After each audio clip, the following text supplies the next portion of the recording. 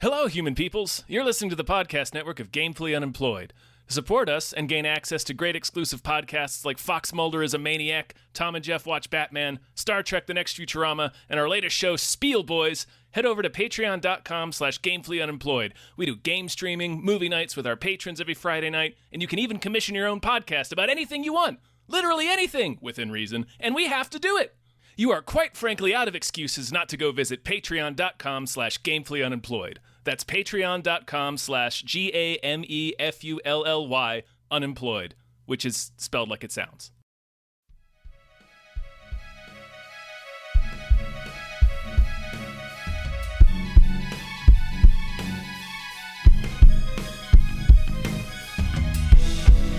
Halbkast mit Tom Reimann und David Bell.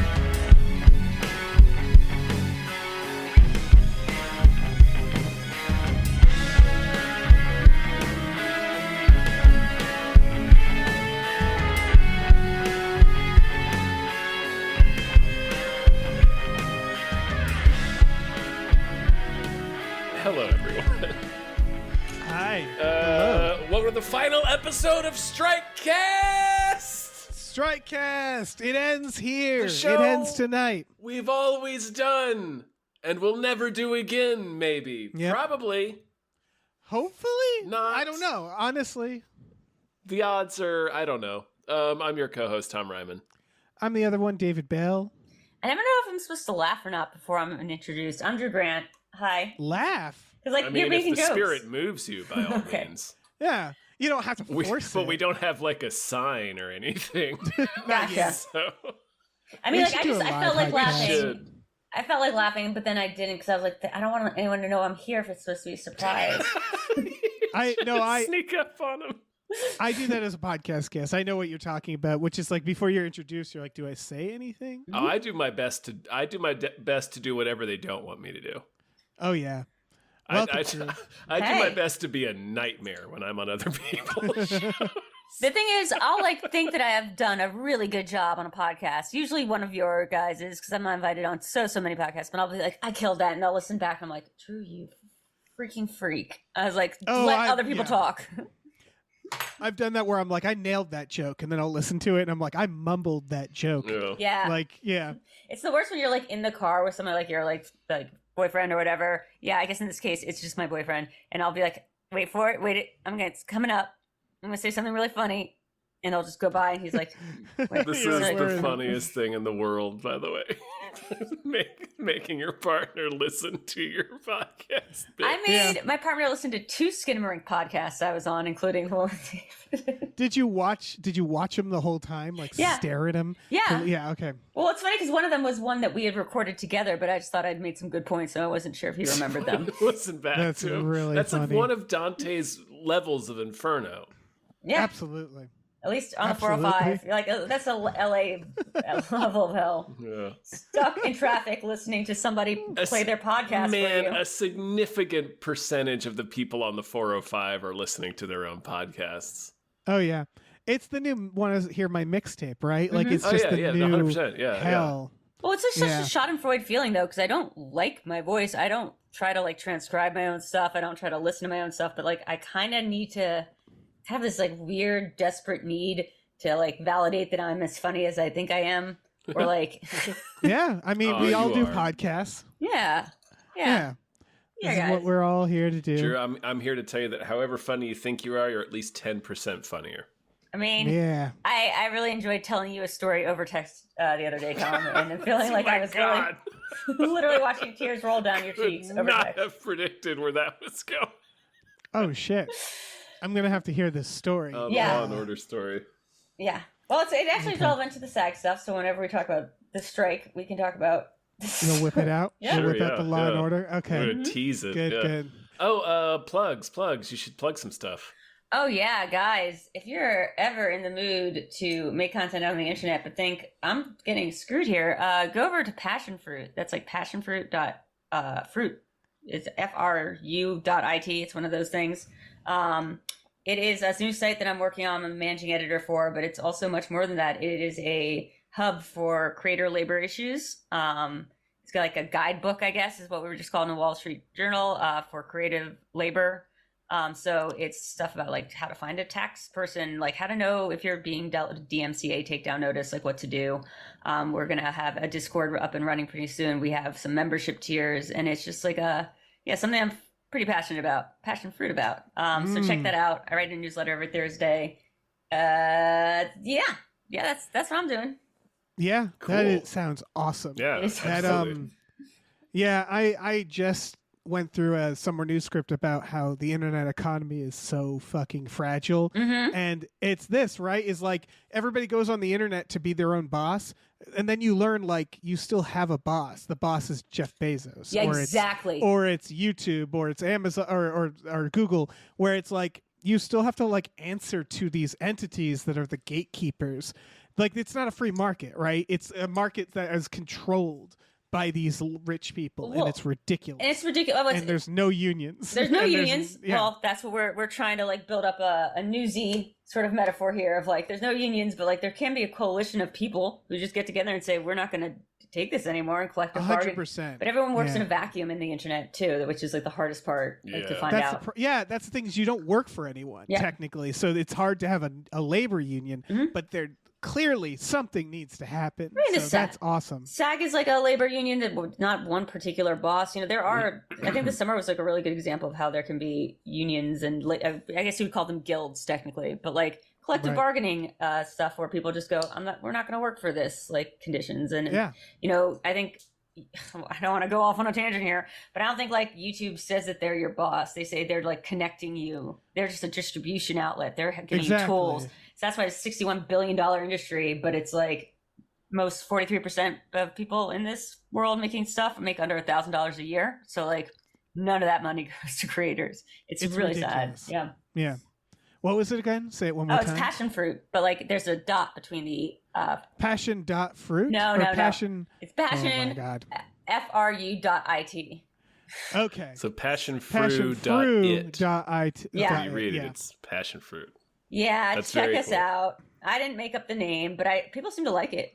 We just had a book party for Taylor Renz, and people were like, "Oh my God, that's such a good name! I love passion fruit." And I was like, "I don't." People love fruit. Yeah, people love fruit. I love fruit. It's delicious. I went apple picking. I didn't know there were that many types of apples. There's so many types of apples. Yeah, like Oreos. There's like a billion types. It works though, right? Because it's like the fruits of your passion. Thank you, Tom. That's exactly how I've had to like contextualize it. I'm like, the fruit is the money that you deserve. Yeah, you can also be like, people like it's memorable. Passion fruit. Like, I'll remember passion fruit. It's like juicy. Our website actually looks really juicy. They did a really good job with the redesign. So now the site looks all juicy.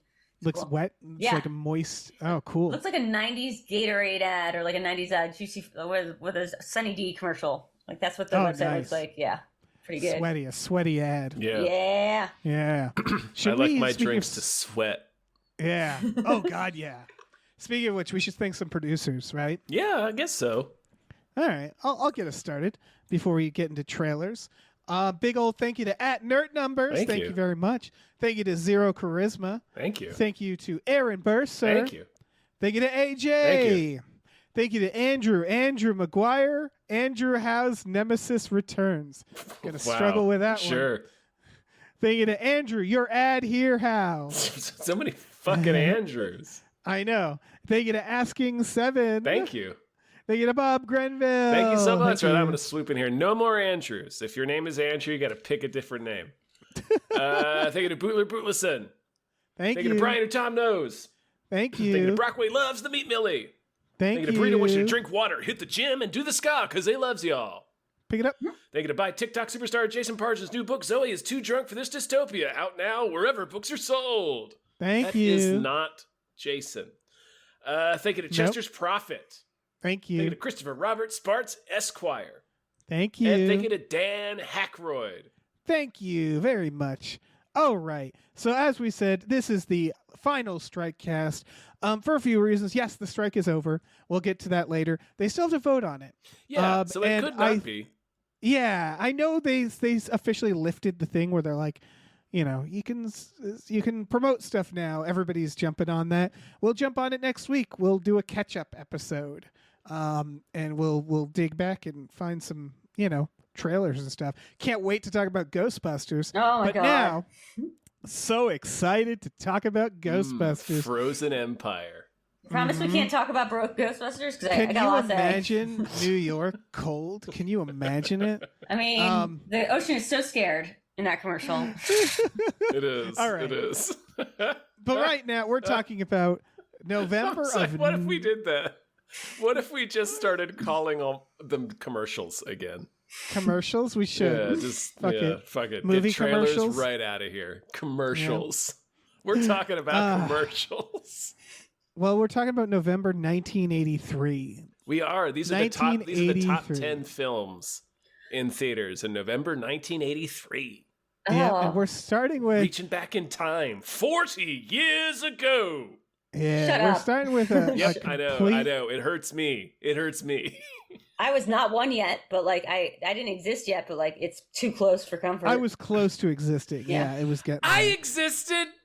Yeah. Ah. Wait, November 1983. I existed. sure I just did. wasn't born. If that makes any sense. I was 10 months old. Nice. Nice. Do you remember this movie, Tom? You remember the movies we I talked do. about? Yeah, I remember it. I remember it. Okay, I remember I thinking didn't it was a know little this movie heavy-handed. existed. A little So heavy-handed. this is called the Osterman Weekend. Wow. It's directed by Sam Peckinpah, which I did not fucking realize. There it's- there is a rogues gallery of unexpected directors on this doc today. Yep. Anyway. Also, a lot of Craig T. Nelson today. he was a powerful figure. He was a formidable figure in Yeah, cinema 'cause- in 1983. He's in this. John Hurt's in this. Mhm. Rutger Hauer's in this.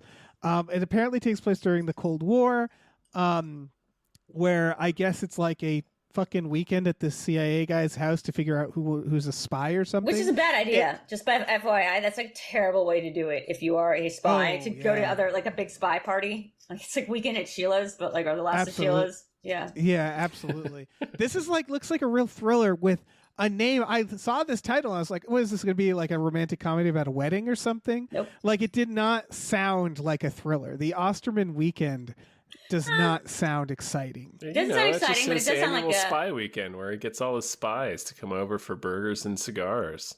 Yeah. Why would you? I'm sorry. I'm just trying to think of like the thing. If you're in the CIA and you get invited to like an annual cookout with other CIA members, I feel like if you go, then you're too dumb to be in the CIA.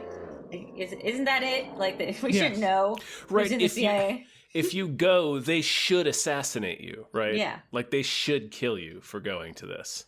I feel like this. Oh, immediately. Yeah. Yes. Yeah, it should be the end of the movie. This It's is- 2 You minutes should long. show up there and like, well, you blew it. I mean, you blew it.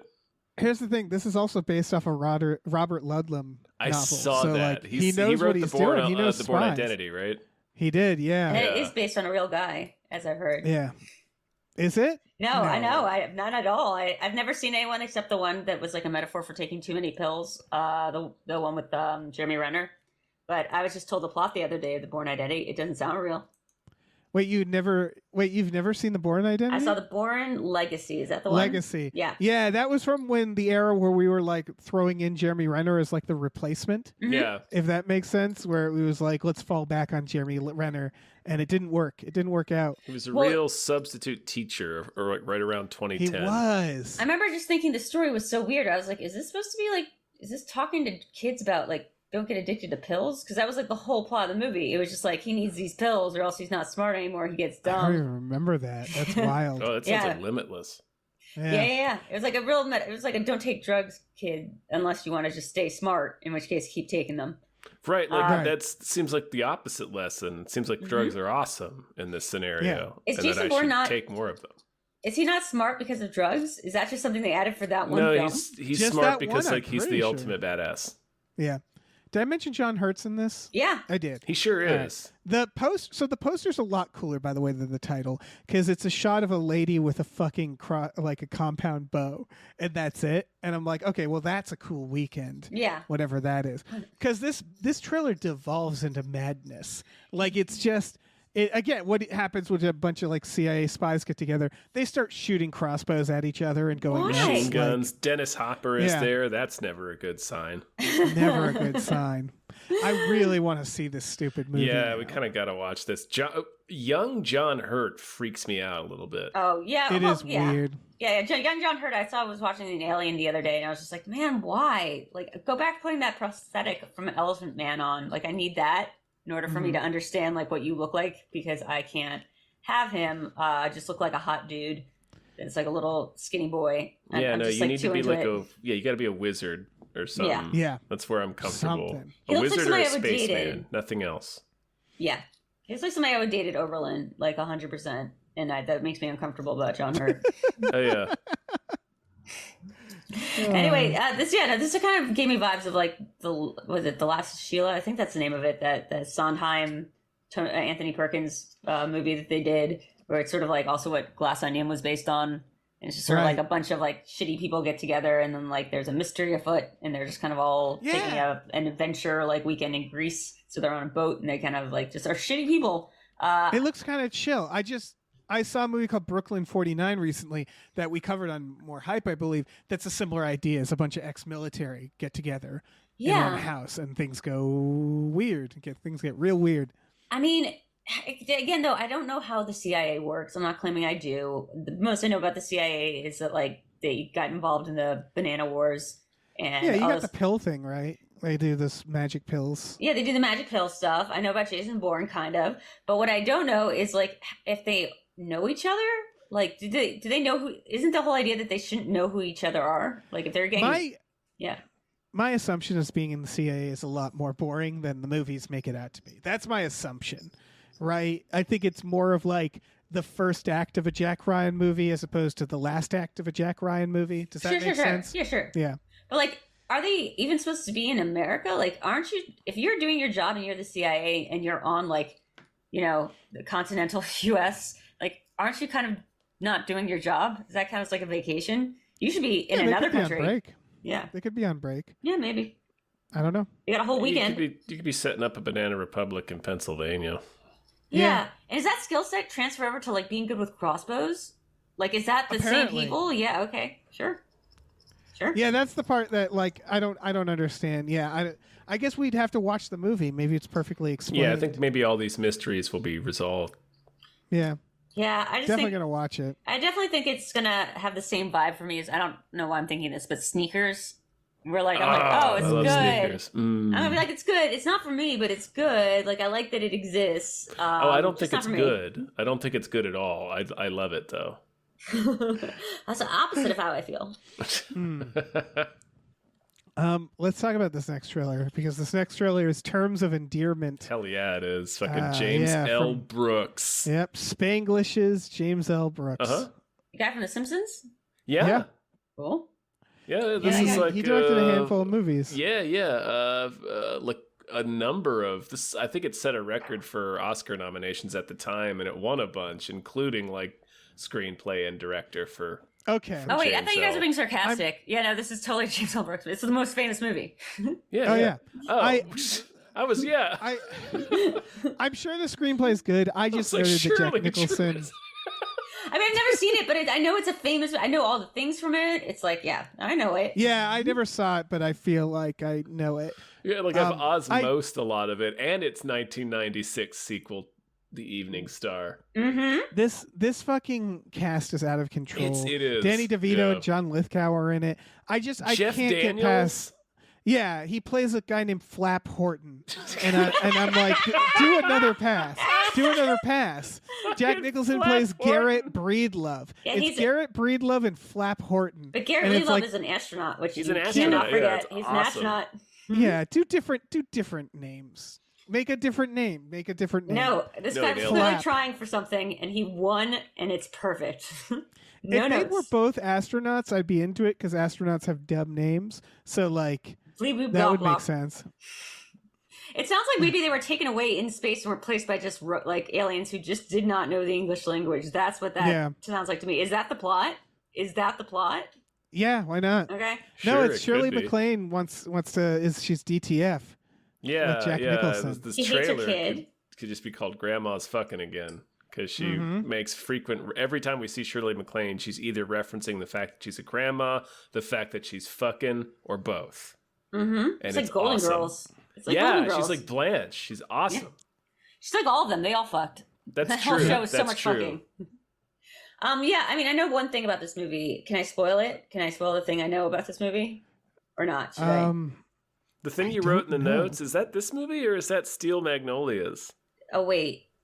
No, I think it's this According movie. to- I think it's So this movie. according to IMDb trivia, Deborah Winger was snowblind during this. What does that mean? She was on so much I cocaine believe that everybody she was a Around problem on set. 1983 was probably snowblind. Oh yeah, apparently she got in a shoving match with Shirley MacLaine, which is probably the coolest thing I've ever heard. Like, I want to get in a shoving match with Shirley MacLaine. That's amazing. I actually realized that I don't know the difference between Steel Magnolias or Terms of Endearment, but I believe There isn't. they're the same movie, right? Same movie? The exact same movie? Yeah, it's entirely possible. Okay. No, I think this is the one I put in the chat, so I'm sorry if I spoiled this for you guys, but yeah, You did. I did. I'm You so did sorry. Spoil it. I'm I'm sorry. not. I have nothing against this movie. I don't know when I'd ever sit down and watch Yeah, it. we're You going to know, watch Terms of Endearment. maybe if I'm on I've my gone this deathbed and far. I'm watching every movie, you know, like, but it's gonna be a minute. Yeah, I don't like sad movies or like movies that pretend like they're going to be happy and then end up being sad, like movies where grandmas fuck and then it gets sad. It's not for me.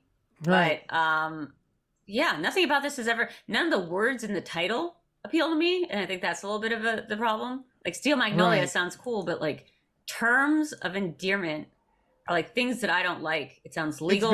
It's very generic, right? Mm-hmm. Like the terms of endearment. All right. It's Well, called, no, like, pet names. it refers to, it's a pet name, yeah. Oh yeah, or it's like the Oh, terms yeah. of love, like the terms and Then- conditions Yeah, of love. right, yeah. Call yeah, it yeah. pet names. Call it pet names. That would be It's great. it's the dual meaning, you see, Dave. Yeah, That's why it's an I know. Academy Award-winning screenplay. Wait, know. I realized there's a third one in this. It's Steel Magnolias, Terms of Endearment, and Fried Green Tomatoes. Growing up, I just thought Oh, they I were the love- same movie. I love fried cream tomatoes. There's definitely That some is- overlap there, but only one of Yeah. those films has Chris O'Donnell being hit by a train. Are you sure? Hell yeah. Which one? Let's talk about Oh. spoilers. The same one that has cannibalism in it. Mhm. What the fuck? Mhm. You're gonna have to watch all three to find out. Okay. Well, by the way, in terms of Steel Magnolias, this is probably why Tom Skerritt in that movie played some guy named Drum Eatonton. Yeah, and just Tom Skerritt just has astronaut face, just Yeah. He resting does. astronaut face. Oh no, but this is Steel Magnolias, so I'm just talking about I the know. other. This is why it's so easy to get confused because Sally Field is M like dash Lynn Eatonton. So Mullen That's not a name. Eatonton. Nope. Nope, none of these things are names. It's like Mortal Kombat characters. Yeah, What's going on? Princess of Um, Outworld. Trippy Yeah, Jones. Yeah. I need to point out that this trailer is also over 4 minutes long. It sure and is. it's like, what? Why? They're What really did they- luxuriating in it. Yeah, what did they think? Well, I mean, we this was needed like to a see big for 4.5 movie. This was like minutes? the big Oscar movie of the year, so they were really milking it. Yeah. And I'm sure it's That's really true. good. I mean, it's, Oh, I bet it's great. I bet it's fantastic. I don't know. I've seen like the big parts of it that you're supposed to see on one of those like 100 best movies of the decade thing. mhm. And maybe Right. I'm just missing the context of why this is at all charming or lovely or heart wrenching. But I'm just like, man, this lady is really yelling about putting like a Karen in this fucking situation. Like that's the one scene I remember is like she's just freaking out about putting or yeah, something. yeah, you're right. Maybe it's not good. Maybe it's not. Like, Might not like be. watching movies like The Big Chill, even though I still mostly like The Big Chill, but like it's so, yeah, it's, I don't know. It's just, I mean, maybe it's a generational thing because it was specifically for the boomer generation. Yeah. Yeah, not all movies end up good. I've always wanted to Or watch The Big age Chill. well. Yeah, like Yeah. or like St. Elmo's Fire, the ones that like you're supposed to be like whatever this St. Elmo's Fire is St. going to be Elmo's for our. Fire is nuts. Like I I've think never seen that movie was bad even for 1986. Do we have one of Yeah. those for us, like our millennial generation yet, or is that just like Stranger A Things or Brat something? Pack for us, it's probably can't hardly wait or something like that, right? No, but Yeah. like the reunion The movie. older, yeah, old Oh.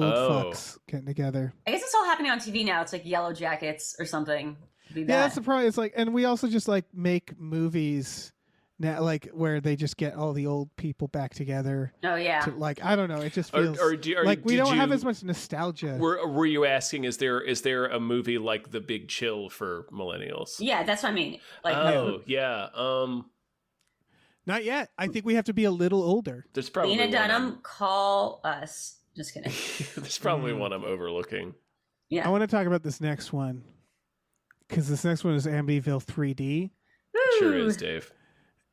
Did you guys notice a single shot in this trailer that looked like it'd be good in 3D? Nope. When the house explodes at the end. Yeah. They're just like they're specifically being like, this is the 3D version. So if you promise that, show stuff that you're like, oh, I bet that would look good in 3D. Right, it's stuff None like of a the pipe. shots. Well, Yeah. was 3D different back in the day? I know the technology was the same, but like, It was the red blue, I'm pretty sure. Yeah, it was red blue. Did we do it differently though? Like the different. I guess what I'm trying to ask is like, did it look the way that 3D looks now? I imagine the technology has advanced us on 3D technology or 3D, eyewear. But did the movie look? I mean, maybe those were the shots, is what I'm saying. Maybe those pipes. Yeah, I assume it looked worse. Yeah, I don't know. This apparently, I've never seen this, but I heard that it's almost exactly like the first one. But I assume a bunch of shit flies at you. But again, the shots in it, it doesn't look like they do it well. There's like shots of like a fucking a piece of a wall flying. Right, it's like it's too big to look good in 3D. There's stuff like that, and it's also filled with, because it's an Amityville movie, so there's like the trailer is filled with moments of like supernatural or more existential dread, which that's not like a funhouse type scare. Like, yeah, that's like it's more just like it's like a with Black your Mirror. own mortality type of scare. But if you put it in 3D, it's very scary. Right, yeah. Blast that shit into the third dimension. I mean, it would give me a panic attack. Well, here's my question. Was it the third in the franchise? And this is really, really important. It was? Yes, it was. Well, God bless it. Mm-hmm. Because what I can't stand is like the Saw 3D movie that's like number 8 or the Final Destination 3D movie that's number 5. And I'm just like, come on, guys. Yeah. The Final Destination 3D one also kind of squandered its 3D to its great shame. I mean, we had this whole period, right? In 2014 or like post Avatar, maybe. It was right around 2008-9 to like 2015. We were all supposed to get TVs that were 3D, and that was going to be a thing. That was another. It was a big. Jeffrey Katzenberg bet big on it. Oh man, and that's why he's still around doing his thing with CISO or whatever. Not CISO. Quibi. He ate all that shit and went right from that into Quibi. So Quibi. He's doing real well. I want to note this is directed by Richard Fleischer, who did Fantastic Voyage and 20,000 Leagues Under the Sea. See, he's been doing shit since the 40s. Hell yeah. He did Red Sonja. He did fucking what's it called? Soylent Green. Oh, Soylent Green. Oh my gosh, that movie. But this is him in the 80s, so I imagine he's probably a little tired. Yeah. It's Amityville 3D, man. He's just exactly. like, whatever. Exactly. Do you think I'm lighting this? Well, if you're doing that, who did you divorce and have a shitty lawyer from? Because it's like a Robert De Niro movie. Like, why are you making a movie? You did 20,000 Leagues, man. You shouldn't have to be doing movies like Amityville 3D in your 80s. He was over 50, nearly 60 films in at this point. Yeah. And so he's a just couple like, I don't legitimate, like Soylent Green and 20,000 Leagues Under the Sea are like classics. Yeah. Yeah, this guy had nothing to prove. So I assume it's like Scorsese He's just working, making a commercial. Man. Just clocking in, whatever. It's fucking Amityville 3D. Fuck you. I think it's divorce. I think it's like somebody got a really good divorce settlement and now you have to work forever. Could be that too. I want to give him the benefit of the doubt, but for sure. It's not his fault. We just got done saying how much cocaine was flying around in the 80s. A lot of Maybe cocaine he had a substantial debt. No, that's true. That's true. I mean, you'd have to be 80-year-old doing that much cocaine in the 80s. I feel like he wouldn't have been around. I mean, he was even do the 3D films in. That energy's coming from somewhere. Yeah, it's coming from cocaine specifically. That is what I am saying. Yeah, right from that cocaine. You said Scorsese in a legally binding sense. You know what I think would be really funny? I've just been playing this around in my head. What if we just kind of snuck in Scorsese doing like a Marvel film? Like we didn't tell him it was a Marvel film, someone just pitched him like a really, gritty film, and it just turns into a Marvel. Like at the end, he doesn't even know about it. It's just putting Nick Fury in at the end. Yeah, that'd be really fun because you have to imagine that like he sees these movies. He doesn't. Everyone makes him talk about it like he's got some high fucking fluting theory on it. But I think it's just like he's done being asked about it, and he doesn't really care one way or another. It'd be hilarious if we just kind of snuck in like a prequel origin film. Oh yeah, he wouldn't give a shit. Yeah. If I could get him to do a Star Wars, they should have done that with Killers of the Flower Moon. Ended it with fucking Nick Fury. Yeah, have Nick Fury walk in at the end. Have Nick Fury, yeah. It's Echo. It's just Echo and Kingpin. It's just like flash forward a couple hundred It'd be years. so funny to have Kingpin. That would be my favorite addition. Should we talk about Mr. Mom? Yeah, probably. I saw this one. This is written. You know who wrote it, right? Yeah, John Hughes. Yeah. Are you fucking kidding me? No. This is Michael Keaton. Yeah. The entire point. So the entire premise is Michael Keaton has to a stay-at-home do mom dad, stuff. yeah. Oh, That's it. right. That's the entire struggle. That's it. That's the movie. It's like, isn't this amazing that this man has to stay home while his wife goes to work? Yeah. I got this confused for a second with with the babysitter movie with Hulk Hogan. I think that's what I was thinking this was. Oh, but, Mr. Nanny. Mr. Nanny. Oh yeah, I get these two confused all the time. Yeah. So I mean, that was Mr. Nanny's intent. Yeah, that's what he meant by it. This movie also in my mind gets confused a lot with Multiplicity. I don't know why. Yeah. Sure. Maybe Yeah. because if you have to be a single dad, you might as well, or stay-at-home dad, you might as well have 100 of you because God, that works hard. Fuck it. Yeah, so that I can go sailing all day. That's what he does in Multiplicity. That's everything you're saying is for sure true. But I think you also have to. It was 1983. Like I mean, but as we noted in the notes, like this trend lasted it lasted way long. too long. Yeah, You pointed out Daddy Daycare. Yeah, like, Daddy right. Daycare in the 2000s. Can you believe that a man has to take care of a kid? The pursuit And of they always do happiness. it in the framing of like they're so bad at it, like and like that makes it okay, I mean, I guess, sitcoms, or something. like every sitcom of the 80s and 90s is like mom goes away for the weekend and it's like everything the dad can do not to poison the kids. Guys, it's wild. What do you think like movies and TV are like today? Like it hasn't changed. Really hasn't changed that much. Like it's like it do really feel hasn't. like- Yeah. So I feel we're like this still trope doing is this. Yeah. dying, though, right? This trope's dying to some extent. No, I don't feel know, like. man. I don't Remember know. Hawkeye? Remember the TV show Hawkeye? We're like, oh yeah, Hawkeye has like a little remember protege. the TV show Hawkeye. Well, that's where Echo came into play. But like I Hawkeye's gotcha. like, he's like, oh, there's a little girl he's helping out, little Kate Bishop, and then you're like, oh wait, doesn't he have a family at home that got unsnapped, and like they're just hanging out. Linda Cardellini and his like 4 kids. He calls them up at one point in the show, and he's like, I'm sorry, I won't make it home for Christmas. I'm hanging out with this like 19-year-old girl I've decided to mentor, and like that's just wild to me that that's what we're saying is like a superhero thing to do these days. It's just It is really weird. Yeah, just leave your family at home. You were you killed all these people in Japan and everywhere because you just wanted your family That's back so right, bad. he did. Yeah, I think he just wanted to have a cool mask. Mm-hmm. Yeah. Don't we all? Mm-hmm. Should we talk about The Right Stuff? Yeah, I'm we gonna keep probably on thinking should. about other movies that have dads raising single daughters or sons and then Well, take it so speaking hard. of other movies that have daddies in it, this is from the director of Quills. True. The director of Quills. The Right Stuff. I thought From this the movie was director Top of Gun. Quills. It's my favorite movie of all time, first of all. Quills is? Yeah. Yeah, it's definitely. I brought a Quills poster to college. I was Sweet.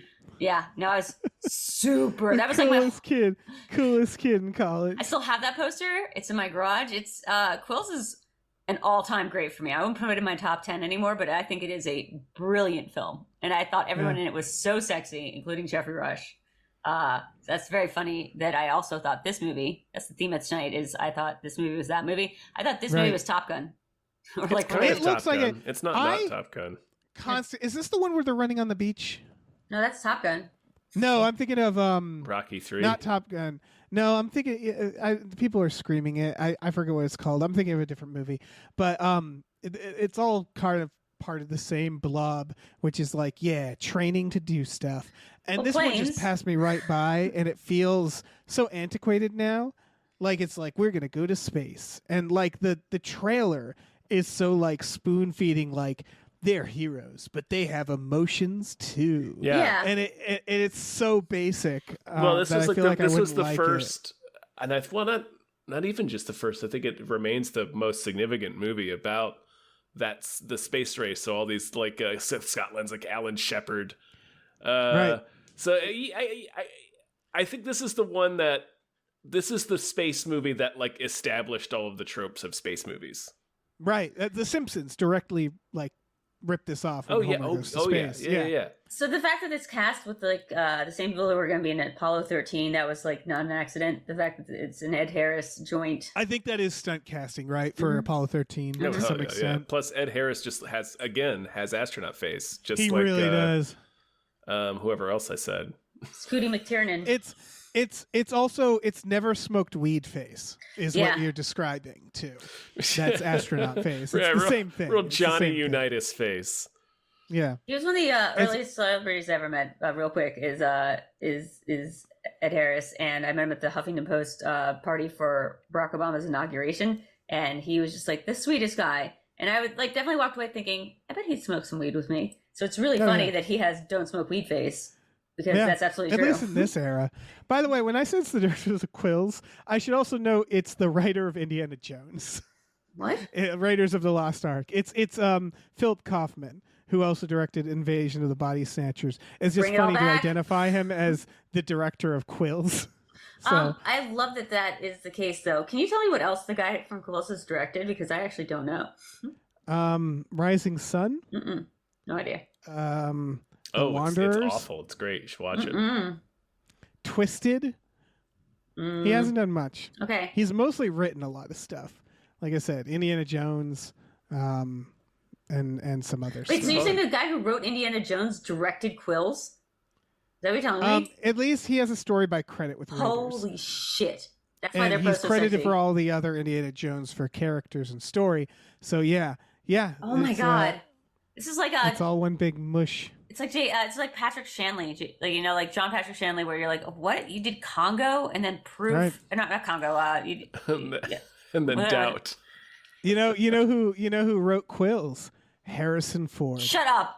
I am lying. Of course you're lying. I would know if you did that. It's the least Harrison Ford movie ever. I feel like you guys are just saying Quills because you know I like it, but I feel like I'm getting the sense that nobody here has seen Quills. Look it up. No, I've seen Quills once. I was really high, which was a mistake. Yeah. But I don't remember it being a bad movie. It's a great film. It's just great film. Yeah, it's just not a movie people talk about much. It's a film of my sexual awakening. I will say that, as disgusting as that is. That was the film that did for me. That's what we call a red flag, I believe. Oh yeah, especially if you see in a kid's dorm room in Oberlin, like freshman year, you walk into someone's room. Yeah, that's right. The only thing that's up, everyone else Fight Club or it's like Scarface, and you walk in, it's just one girl's got Quills poster. It might as well be a red flag you had on the wall. Oh my god! Luckily, no one knew what it was, and I was like, "You guys into Jeffrey Rush? You guys into really weird Jeffrey Rush as the Marquis de Sade? Rush heads. Yeah, Rush heads. Rush heads. You guys seen Shine? Well, that's like a good gateway into what I'm talking about here. Oh, let's talk about A Christmas Story. Let's unless do there's it. anything Yeah. else. All right. It's weird God, to we're think barely of. through the trailers. It's weird to think of A Christmas Story coming out. Yeah. It's just. Well, did we have that last year? Didn't A Christmas like the new version of that? They did a sequel. They did a sequel like a year or two ago. A Christmas Story. I haven't seen it in a while. I remember it being good. It is such a boomer film, right? It like is slopping with boomer. It's about the Christmas in the 40s. Yeah. This trailer is great, I thought, save for the last joke. Last joke's a real problem. But the rest of the trailer, you're like, man, I do want to see that. That looks crazy. Because they don't describe what the movie's about. They just show all these sequences, and you're like, what the fuck? I mean, to be fair, that is what the movie's about. It's just a bunch of like out of context sequences of like, it's real of, like episodic. moments in time.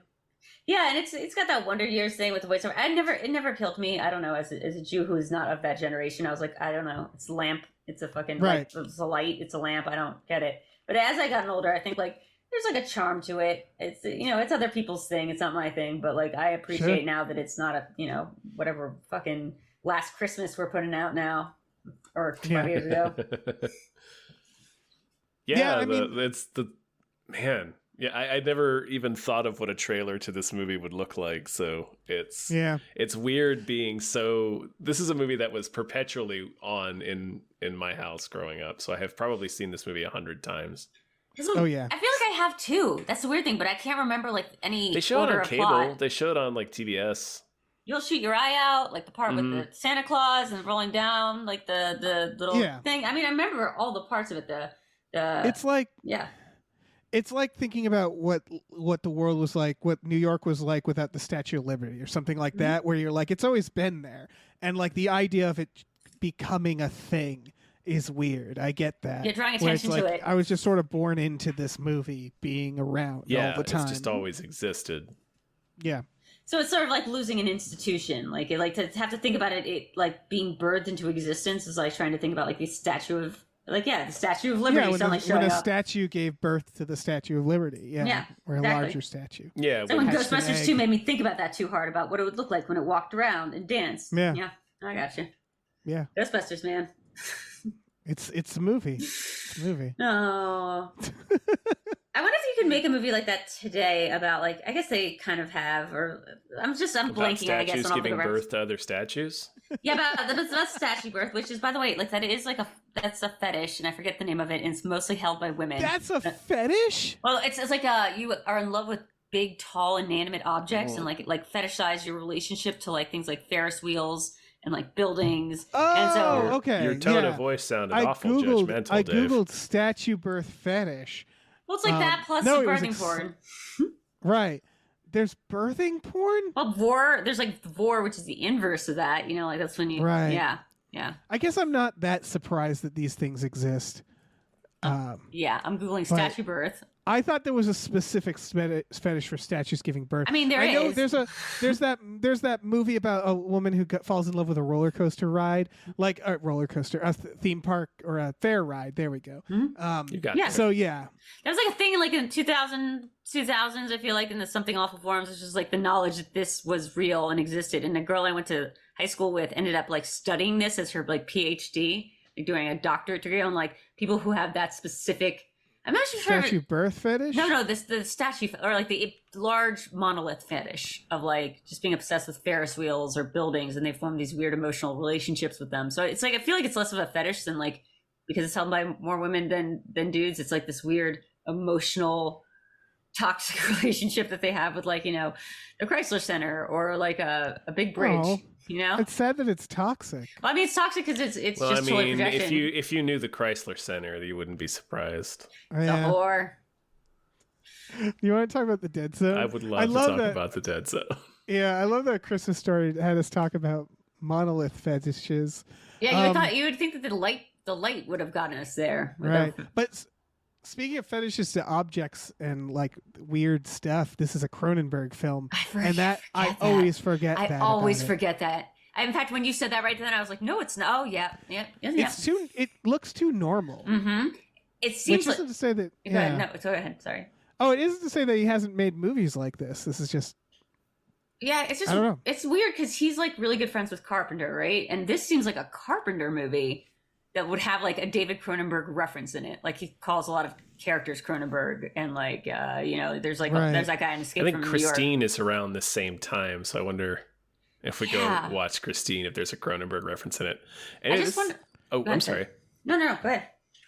I just wanted to talk about the trailer for the Dead Zone. Oh yeah, which is weird. I don't know. It is kind of weird. Yeah, it's a movie I always forget about. Like you guys say you forget it's a Cronenberg film. Like this sort of like I forget everything about it. That it's a Cronenberg film with Christopher Walken in it. That it's a Stephen King book. Right. Martin Sheen surprisingly. Martin Sheen is in it. Well, the way he's not a bad scum politician. It has but this I never weird think apocalyptic storyline connected to Martin Sheen. Tom Skerritt. You would Tom think Skerritt's there. It has second Tom Skerritt reference of the day. Yeah. You would think if Cronenberg was given a choice over what Stephen King like adaptation he wanted to make, I feel like the Dead Zone would be like, I don't know how many King books that had come out. Most of them, right? Most of the like really big ones had come out by that point. Like I feel like this is not the one he would have personally chosen because it's just there's nothing in here that's like particularly like body horror, or particularly even like that supernatural. It's just the guy wakes up and he's psychic, and he helps solve like one crime, and then he's just makes an assassination not happen or forces the situation. I forget exactly what it was. Makes a guy use a baby as a human shield. Assassination happen, but it's like it's to prevent a dystopic future. Right. The visions are very Cronenberg, as I remember. Oh yeah. It's very much like that Demon 79 episode of if you've guys seen the most recent Black Mirror. It's kind of got that vibe where it's like, well, yeah, you gotta do sometimes you gotta do some murders, but it's saving the world. Like you're preventing the apocalypse. So what you gonna do? Write that down, everybody. Yeah. I really liked the trailer for this. I remember very recently I had to explain to my boyfriend what this story was about because he's like, "What's the dead zone?" I was like, it's like, black ice. It's like the whole thing. It's like he goes to the fair and I just described the plot, I think, from memory, from just the books, and I really focused on the part where not sure if this is even in the movie, he goes to the fair and he really pisses off this carnival barker because he's able to guess every single, like a roulette wheel kind of thing. He's able to guess, and it, like the guy's like trying to con him and get all his money, but instead the guy keeps guessing correctly because he's on his weird pre-psychic mind jam. And that's the thing about this movie is like the name The Dead Zone, that alone makes me always forget what it's about. Yeah. Because like I don't interpret that with like seeing the future or like he's not dead. Like the political stuff. Yeah, it's so. I think that's what he calls his like visions or something. I forget. I think they explain it in the movie. It's been a minute since I've watched it. It's because he goes into a coma at one point, but that's after he was a kid and he fell through the black ice, and then that gives him psychic power. And then when he's an adult, he gets into a car accident going home from the carnival, and he's in a dead zone for 13 years or something. That's right. Yeah, he's like, and then he wakes up and the psychic powers are like full force. But that just teaches kids like a really great lesson, I think, of like, if you give yourself enough traumatic injuries as a child, then you'll be halfway there to the psychic powers and just do irresponsible driving, and then you're all the way there. Then you're an X-Men. Literally a South Park episode. Mm-hmm. One that I've seen, surprisingly. Man, The Dead Zone fucks. It's an awesome movie. Yeah, it does. Here's my hot take. South Park kind of fucks. Kind of like it. I haven't seen not that hot of a take. I haven't seen the most recent, I think, 2 seasons. Dave, if you knew me, you would know that that's the hottest take I can ever fucking have. Entire life. I stopped watching. I'm like 6 years behind, maybe even more. Yeah, and like I don't know. I don't know. I'm just checked out with South Park. I don't even know the state of it. Yeah, I can't speak to it. I really, this culture around it is so toxic. I feel like everyone who loves it talks about it toxic. I finally watched the Kathleen Kennedy Star Wars one, and I was like, oh, this is like the opposite. People just are reading whatever they want into it because they're saying the opposite of what everyone else thinks they're saying. And I was like, I just can't stand Carmen's voice, I think, as a human being. And so like from an early age, I found that little kid. It's unpleasant. It's grating, and I don't find him funny at all because of that voice. But I think that's because he reminds me a little bit of me as a kid. And I will only intermittently watch South Park, but their COVID special was really good. And that's how, I remember in high school, someone told me about South Park, and they said it was a show about kids with large heads, and one of them dies every episode, and they omitted the fact that it was a cartoon. Oh my God. I was imagining the coolest fucking show I want ever. That oh my show. God. Yeah, and then I watched it, and I was like, oh my God. Yeah. Oh my God. Wait, okay, I'm going to do some AI art. Oh no! All right, well, let's move on. All right, but first we have to talk about Deal of the Century, a movie I did not know exists, and frankly, I don't care to know exists. Dave, I want you to look. We'll finish describing it, and then I want you to look at the all caps note I left in the doc. Oh, I saw. Oh, you did. I saw. It's Lord of War, but Chevy Chase. Right. Huh. And Gregory Hines. Gregory Hines is his Jared Leto.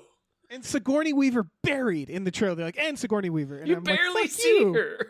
Wait. Fuck you, and Sigourney Weaver. And Sigourney Weaver. Do you think that means that they could also have a sequel? I guess not with Gregory Hines, but the way that Lords of War is getting a sequel. Right, it is. Oh, I'm excited for that. It needs a God. sequel that his story continues, that actual person. Yeah, he didn't die. But this is about a South American arms dealer who has a big deal to a dictator. Chevy Chase is the arms dealer, playing what I would say is a very fitting Chevy Chase role in that you don't like him. I assume you're not supposed to like him. And yes, Tom, the lead that we're bearing it's William Friedkin. What? Directed by William Friedkin. Yeah, fun. I looked up trivia for this. Fun trivia. This is one of only 2 films that he wrote nothing about, positive or negative, in his memoir. Wow. Like, yep, that skipped checks over out. this one. Oh He just man. had nothing to say about his Chevy Chase movie. I wonder if that's because like he's like the opposite of Frank Langella. Like just did that book drop names of like all the bad things he thought about like every celebrity he's ever met, talking shit about people who are dead, like who cannot say anything back. So he's like, Elizabeth Taylor, she was a drunk. She liked me though. She wanted to get this. Rex Harrington, total queer. Like it was the craziest book. I'm like, that's the book you released posthumously, but like no, he wanted to release that 2 decades who ago. released this? Frank Langella. Oh, okay. It's really That good. also sounds like something Chevy Chase would have released. That's what I'm saying. Yeah. Yeah. It all comes together. Yeah, this movie looks insufferable. Like I don't find even before I knew he was a prick, I never really found Chevy Chase funny. No, he's not. National Lampoon's Vacation was fine, but I never really got a laugh from him. And it's like him and Sigourney Weaver, and I can't help but to think about like her dynamic with Bill Murray in Ghostbusters, and this just feels like a lesser version of that. And I'm just like, I just have very like Considering that, like, this looks anti-comedy to me. This movie. I feel like anything with Chevy Chase, I always feel is anti-comedy because he's got that smugness. It's that Cartman smugness. I just really don't like that in him as a person. Even before I knew he was shitty, like I just was like, this guy sucks. Exactly. I think he's a comedy black hole for me. I think it works in certain contexts. In certain characters, I think it can be funny. Go ahead, defend Chevy Chase. Let me hear more. That's it. That's all I have. That's as far as I care to go. I think when he plays a jerk, I think him playing a jerk works. Like him as an arms dealer, I was like, that's perfect. No, I think casting. like I think he's funny in the Vacation movies. Like I think he's funny as Clark Griswold. As Clark Griswold is a prick. Yeah. Right. I mean, to me, who it's is just sort the of like, engineer of his own misery, much like Chevy himself. yeah, and I guess they kind of did some funny stuff with him on Community, but the joke was always on him. I just think, his... Because you said Sigourney Weaver and Bill Murray. Like, Bill Murray just punched that man in the face on, like, that second season of SNL. Like, well, Chevy was on his way out. He just punched him in the face, and I wonder if, like, Sigourney had to talk about that with him. They had to have that conversation. He was like, oh, you doing Ghostbusters? You fucking, Bill? Heard about Bill? How's he doing? Like, it must have been a very awkward, tense situation if you have to both kiss Bill Murray and then also go kiss Chevy Chase. Oh, yeah. And I figure just any set with Chevy Chase is an awkward, tense situation in general. I mean, have you read the there was like an oral history, I think, of SNL, or was it an oral history also of his show, his TV show, that short-lived talk show he had, the Chevy Chase show? Oh. Yeah, I know they did the SNL book. I feel like there's a book specifically about the Chevy Show too, but yeah, the Chevy Chase. Was it called the Chevy Show? Like, it was called the Chevy Chase Show. We, my brother and I watched it. It was on for 6 weeks. Oh man, it was 1993. We didn't watch every Wow. episode. We watched we would only be able to watch it on Friday because that's the only night we'd be able to stay up late enough. Fuck, it was on for 6 weeks. That's how bad it was. That's how bad. Think about how bad that has to be. His roast was amazing because you could tell everybody was like meant it. Everybody was like clearly just did not care for Chevy Chase Also, when like, they roasted him. 1993 is too late. I must be thinking of a second show though, because like the talk show I thought he had was like right after SNL. It's like why he lost SNL. But so I don't know. Time. I thought he left to do movies. Maybe. To be that a might be big right. time movie star. To be in this. Yeah, to be in this directed. Like I can't imagine that. Like as you know, as difficult as his reputation is, he's also being directed by William Friedkin, who doesn't have the gentlest reputation. So I can't imagine what making this movie was like. Yeah, this is a fucking nightmare. Yeah. He didn't talk about it in his biography because he killed someone while making it. They left bodies buried out there where they were filming this. Can you imagine like being so upsetting that you upset William Friedkin? Like you make him back down. He just was like, I got to go write the ninth configuration. I'm gonna go. You like traumatize him the way that like directors usually traumatize their cat. Like because that's what like the Dan Harmon thing was, right? Like he just was so traumatized by Chevy Chase that I imagine William Friedkin left deep scars on him. Deep scars. Oh yeah. Yeah, this that's next true. one. I hadn't thought of that. Mm-hmm. Should we talk about all the right moves? Obviously. So, fun connection. This is directed by the writer of Ghostbusters 2. I looked this guy up. He is, director of photography. Sorry, right, okay. He's the DP for Raging Bull, for Invasion of the Body Snatchers, for There's so fucking many on here. Scrooged, Doc Hollywood, The Fugitive, Space Jam, Evolution. All right, not all bangers. It just sounds like a person clocking in, man. No, it does not. It does not. Scrooge. If you do Scrooge, you're officially on my A list. I say Raging Bull, and also the Lost Raging Boys. Bull. I'm not saying I'm not saying clocking in is a bad thing. I'm just it's the person. A little film called Kindergarten a person doing a job. Yeah. No, Taxi Driver. Sorry, I missed Taxi Driver. He's a cinematographer for Taxi Driver. He's a cinematographer for Scorsese, and then also that's also pretty big name. Yeah. No, I think Tom, you're right. I just wanted to point that out because he's only directed like this movie, which isn't a not famous movie either. That's true. Yeah. I'd never seen this movie. It looks so generic. I saw it in high school.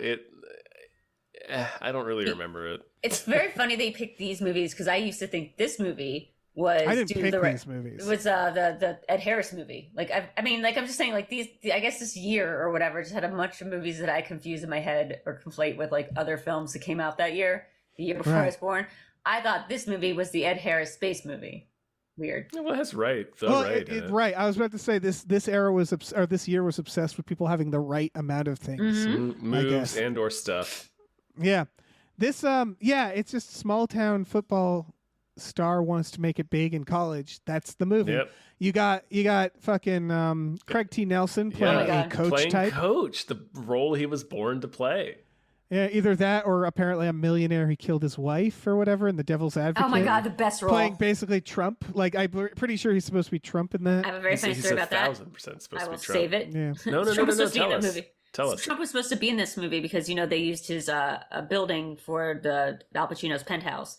So that's why they have that line in there where he's like, Trump was supposed to make it, but like he couldn't come because Trump was out of town that week. That's very hilarious to me because Trump had that thing where he's like, if you're going to use my building, you just have to put me in it, like Home Alone 2. Put me in the movie, yep. But like, why would you want to be in? And just goes for everyone who cameos in Devil's Advocate, like Don King and a couple senators. It's like, why would you want to be in a movie where you're associated with the fucking devil? That's because like the implication is that's how you got all your power and like worldly belongs is because Al Pacino, the literal devil, and it's just everyone's dying to be in that film except for Jeff. He just kind of cool. I mean, he just likes the attention. He was in the Wall Street sequel. They shot a scene with him and then didn't include it. Oh, in the it's movie. so bad. Yeah, it's really bad. There was a couple movies like that where they just shot it and then they were like, nope, no, thank you. Yeah, they just shoot it just to placate him. Yeah. Leah Thompson's in this because of course she is. It's like a law at this time that you'd have to stick her in. This doesn't look bad. I mean, it's Tom Cruise. I love young Tom Cruise. This is why I thought it was Top Gun, or the other one was Top Gun when I thought it was this. It's my brain. This one also, I wanted to play this one, has both Craig T. Nelson and Terry O'Quinn in it, which is almost too much stepdad for one movie. Yeah. They had so a much PBR forehead, budget. So much forehead. Yeah. Oh, yeah. Wait, was Craig T. Nelson in Stepdad or the remake of Stepdad? I thought that was the Nip Tuck. No, I'm just saying they exude stepdad, energy. Like Craig T. Nelson is sort of like he's like the avatar of stepdads. You understand how that's confusing because Terry O'Quinn was right, of course, because Terry O'Quinn is the literal stepfather. But and also on Lost, his character Locke was very much the stepfather of Matthew. No, I'm fucking with you guys. I don't remember one other goddamn thing. I was going with you. I was going with you on it. No, don't have anything. Done. We got next. We got one more trailer. It's number one film. November 1983. It is Never Say Never Again. That's not a real movie. It is. I saw the trailer. It's not real. From the director of RoboCop 2. Yeah. Yeah. And the director of RoboCop 2. The director of The Empire Strikes Back. But what? The director of RoboCop 2, Tom. That's true. Yeah. I love how you guys put context over somebody. Like every director or person has a context that like it spans their best and worst moments throughout their history. I like it. Oh yeah. I like context. I never saw this movie. I don't care for the old James Bonds, to be honest. This one is especially Sean Connery. This is a fascinating movie because it's the result of this weird legal battle where there were multiple people who had the rights to a specific James Bond novel, Thunderball, which is a movie that Sean Connery already made back in the 60s or whatever.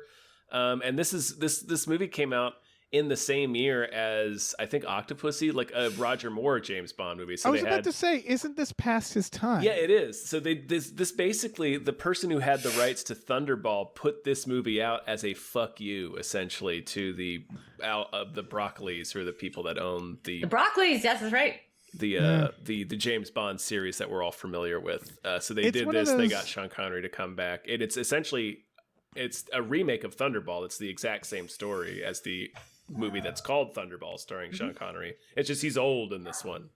Yeah, it's a nice reminder that movies always kind of sucked. Yeah, they've always been shitty and petty and really cynical. Like, it's nothing this new. Seems like he's. I mean, he's not that old in this, but watching it, I was like, he seems a little too old. In point of fact, he's actually younger than Roger Moore in this movie, and Roger Moore is the current Bond at the time this movie comes out. Oh my god. Yeah. Wait, so I'm reading, just to go back for a second to RoboCop 2 thing. Still stuck on that. Oh, for sure. Yeah, no. That Frank Miller wrote the draft for RoboCop 2, and he did it kind of seems like he was scabbing during the 1988 strike. So that's really interesting. But yeah, it sounds like a Frank Miller thing. It's such a Frank Miller thing. I was just trying to find the director, but now I can't find who that guy was. I can just only find Frank Miller was a piece of shit during the RoboCop 2 rewriting session. The director's Irv Kirchner. He's a director. Oh, it is Irv Kirchner. Okay, you said Star Wars. I thought you were being sarcastic. No. Empire Strikes Back. Yeah. Yeah. Okay. And RoboCop 2. Okay. RoboCop 2. Yeah. This. I mean. Yeah. I don't know. I don't know, man. I have nothing against people like James Bond. It's a really strange movie. I subscribe to the idea that action and generally speaking only gets better with age as a genre, meaning that whenever I watch action from the 70s, I'm like, psh, you just crashed a car. Like, I don't give a fuck. Does that make sense? Where it's like unlike a lot of genres, action to me almost always, even bad action is still it's like, look at this shit. Look at the shit that John Wick does. Compared to what this old bastard does and fucking Never Say Never Again. However, I do like that the trailer is so tongue in cheek that they know that it's kind of a joke. I appreciated that. Speaking of that though, I think that the one thing about action films in this period that up until very recently was the fucking practical effects, the fact that they put people in danger, there were all these fires, people could die. Watching it adds a certain ooh. I guess what I'm talking about is action that does have real stunts, not Fast and Furious action. Compare this to Mad Max Fury Road, right? Where it's even that's CGI. Stunts. No one was in danger during Fury Road the way that people are in danger when they're making Twilight Zone the movie, But it's or the car chase in Bullet. Right. But I don't need them to be in danger because I do think it's still better, right? You can strap cameras to the front of cars more and do these crazy, the Raid, where it's there are some CGI augmentations, but it's real people doing stunts and but just think about most of the. Think of the back half of the 90s and most of the aughts. Yeah, it's all CGI. It's terrible for action. It's terrible. No, I mean when it's done actually when it's done in the tradition of action should be, look at the newer James Bonds versus the olders where they do practical stunts. There's no denying those stunts they do in the new James Bond are so much cooler. Are they? Do people think so? Specifically as it relates to Thunderball. My friend's dad was the guy who came up with the actual machine from Thunderball, that little rocket thing they use. I mean, that's cool. It's like a jetpack. Yeah, it's a jetpack. It didn't exist before. They made it for the movie. They were like, this would be cool if this thing existed, and so they made one. I'm not saying I don't appreciate old action. I'm just saying that I think the technology and action as we have drone cameras and as we have better and better ways to perform these stunts safely, they just look cooler and cooler. I'll be honest, Dave, I'm very surprised to hear you have that take. I feel like that's the opposite take that I would assume you have. I'm not saying it's wrong. I'm just saying that just doesn't seem like the kind of take that I usually look at John Wick. John Wick's awesome. Wick's action is so. I think it's more cyclical than it is necessarily the newer action gets, the better it gets. Yeah. I mean, look, we have this respect now, I think, for not just action stars, but the people who are the choreographers of action. I think that's what it is to me. It's like that we would now respect the fight coordinators, and we make them the stars. Like, I mean, K.A. Kwan was like doing that. You know, this spent most of his career like doing the X-Men movies and stunt coordinating that, and like he's like a stunt actor for the most part. But now he's like famous again, and that's awesome. Or like the guy who made John Wick is like in that John Wick movie, and the guy is it the same guy from that episode of Barry? Where like they just this shit kicked out of him for like an hour. Yeah, I think he's the one with the kid. I think that's him. I think it's the type of action I should note, because I'm talking specifically about Bond-esque action. Like Jackie Chan movies from the 90s are fucking undeniable. Yes. You know, like yeah. I think I'm talking about stuff like car chases, big spectacle action set pieces. Like that shit just gets, I think it's dependent on technology. I mean, I don't know, man. For me. I don't know. Remember, like, I don't even like Blues Brothers, but that scene, that car chase at the end of Blues Brothers, knowing that it was all cars, that was all real cop cars. Part of the appeal of that is how lo-fi it is too. I think that's generally true, Dave. I think it's just when it's used for practical stunts. I think it's so hard to tell. I guess what I'd say is for me, it's the high, like what. The highs are higher. Does that make sense? Where it's like that doesn't mean like a movie made now has good action necessarily by default. It just means that when Fury Road is like, this is fucking incredible. Right. Yeah. We can do a lot more when we're actually trying. Right. Like using the technology we sing have. the praises of Bullet all day long, but it fucking Fury Road is Fury Road. Yeah, exactly. I mean, there was one movie I was watching recently where the something blew up, and you could was it The Thing when they're doing the fire at the end? I was like, oh shit, that's real fire. There was this visceral feeling. I was like, oh shit, that was real fire. How did more people not die? Movies like that, I always get nervous because I know how drunk they all probably were. Where I'm like, man, I don't think John Carpenter should be allowed to blow things up. Yep. Yeah. No. Absolutely. Flamethrower, and you're like, there's no protection on set. Like now, it's like. You get a situation like the horrifying thing with the Rust, like once every, lifetime, it feels like. But back then it was like, every other movie, somebody would be like, oh, accidentally killed somebody, or someone got grievously injured, or like, whoops, part of the biz. Yeah, that's part of it. It's safer now. I don't know. So yeah, James Bond. Yeah, old James Bond. Should we move on to producers? Yeah, we should. All right. We are going long, and I love it.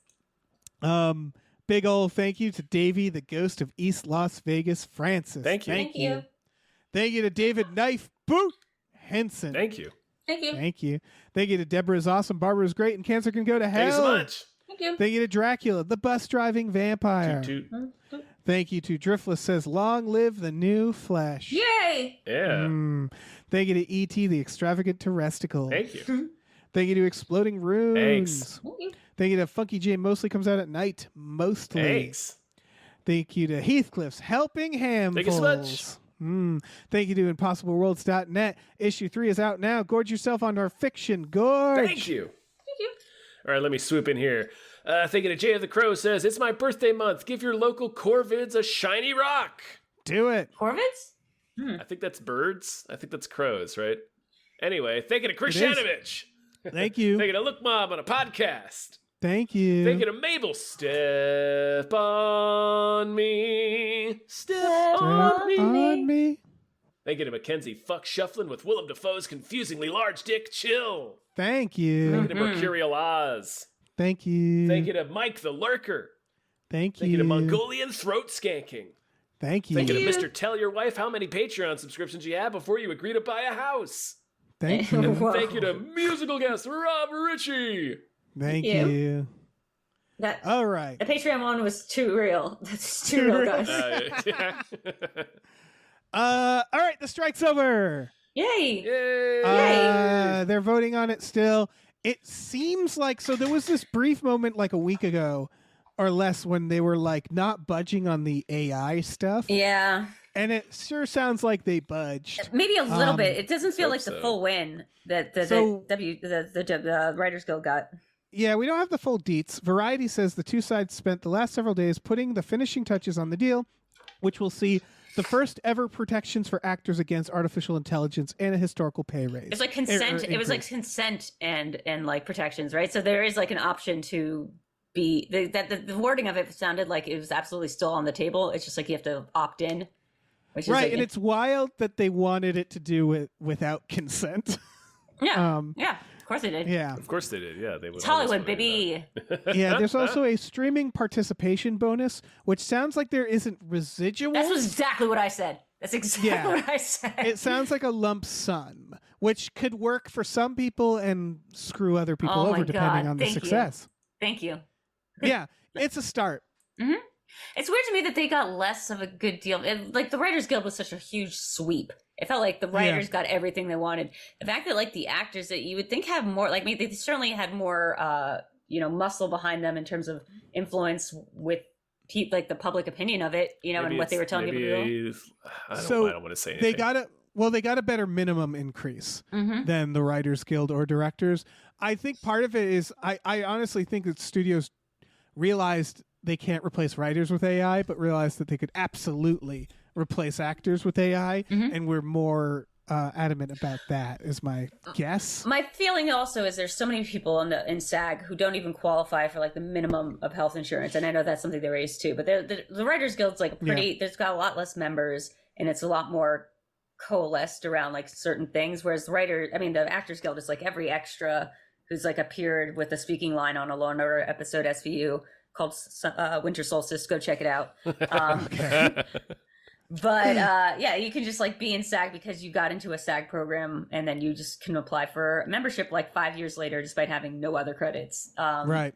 So it encompasses so much more people and so much broader sense of like, what people are willing to do for less, right. Yeah. Meanwhile, you can spend 10 years making a bunch of stuff on the internet and completely unqualified. Oh, you mean it doesn't count on the influencer contract? No, I mean, yeah, fine. Yeah, this is my thing with WGA and SAG and all of these is like, congratulations, I'm glad you got this done. Now fucking deal with the internet. You want to know something, Dave? Like you can also do stuff. You can also do stuff that ends up, let's say, on Peacock or Roku or like a streaming network through OTT programming that you wrote, and it's not SAG eligible. You just pay that one lump sum because like afterwards they decided, let's take this internet show and put it like on like streaming, and you don't get anything from that, and you're not eligible for anything. I think there's cracked stuff that's on streaming. There is. Yeah. That's what I show everybody. I own every episode of Tom's show about the history. Junk History? Junk History, yeah. Yeah, I own every episode of that. It's on Prime. They have to figure this out. Like the internet it's where small businesses start. It's where careers start. Like so many directors and writers are getting found on the internet. It has to be recognized at the fact that this is how business works, right? No one goes around passing around their zine on the streets. Yes. No one does their music that way. The internet is where it starts, so it has to be treated that way. And the WGA, the Directors Guild, SAG, they have to get with the times the same way they're asking for the studios to. It is so. They did, and what is sad about SAG, really truly sad, and I don't mean this. I'm part of SAG now, so like whatever. But like, it's how they try to like muscle creators or people who make money doing stuff on the internet like into not doing anything, or like sending people after them if they were promoting any content they considered struck material, but it was very unclear. Like they made exceptions, like the idea of like what that meant was so unclear. And these were people that were not in the union, but they threatened them with like future union membership. And like, I just thought that was bullshit, because those people make money on the internet through the fandoms, through algorithms, through reach. And you can't just be like, you stop doing that so we can get a better deal. But like when our deal is better, like your shit is just gone. Yeah, like, we're not letting you in. We're not letting you in. It's just like we won't let you in if you do stuff. But like if you don't keep up with the algorithm, you lose it. Like you just lose it. You lose all your money for what? Yep. Kind of feel like they're not going to let me in anyway. I mean, well, that's the feeling. I've been talking to a bunch of people about this. It's like the cool kids table, right? It's that idea where they like feel so they're weirdly exclusive. They don't recognize the internet, and then like they expect the internet to follow their rules.